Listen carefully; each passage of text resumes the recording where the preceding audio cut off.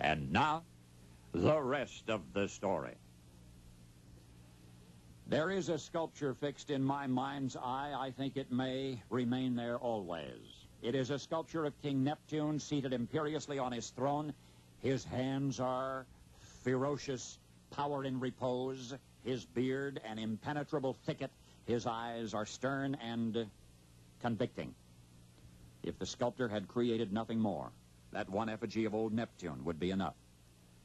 But there is yet another sculpture burned clearly into my memory. This is the statue of King Tut in all of its splendor, an immaculate representation of the Egyptian boy king, his face exquisite, his gaze serene, and yet eternally searching.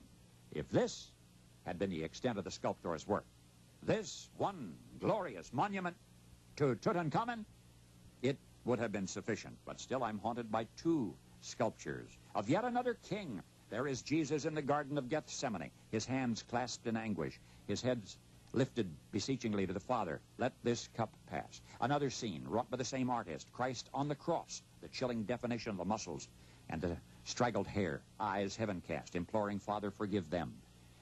Now, if the four statues I've just described had comprised a sculptor's life work, the artist's skill would have been utterly, entirely justified. And yet this artist, still living, a mere 32 years old, has created not four, but hundreds of such sculpture. And that brings us to the rest of the story. Marc Altamare began sculpting at the age of 4. At the age of 4! At 15, he was fashioning life-size figures of incredible complexity and expression.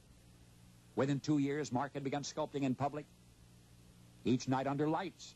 In his hometown Ocean City, Maryland, he would delight hundreds of tourists by recreating the masterworks of Michelangelo, creating impressive classics of his own. Onlookers were amazed that there was no trick to it. Marc simply started the way all great sculptors approach a project, with raw material and majestic imagination. After touring the East Coast, Marc eventually settled in Daytona Beach, Florida. Winter months, he works as a freelance commercial artist, designs corporate logos and so on, but most summer evenings, you'll find Marc outdoors, surrounded by hundreds of people, doing what he does best, sculpting the Wrath of Moses, the Triumph of Beethoven, a tribute to Ben Franklin, and ambitious multi-figure works like Snow White and the Seven Dwarfs, Daniel in the Lion's Den, The Last Supper. Each piece may take 2 or 3 or as many as 8 hours to create, and each is to be admired for but a little while, and then to be seen nevermore. For after a day or 2 or sometimes 3, the sea will reclaim its own. And Marc's art is immortal only in the memories of those of us who have seen it. For Marc Altamare achieves astonishing nuance and articulation in a most unusual medium. All of his outdoor exhibitions are conducted on the ocean shore. His sculpture is entirely of sand. Through Marc, the shore itself, the ocean shore, if only for fleeting moments, speaks. And now you know the rest of the story.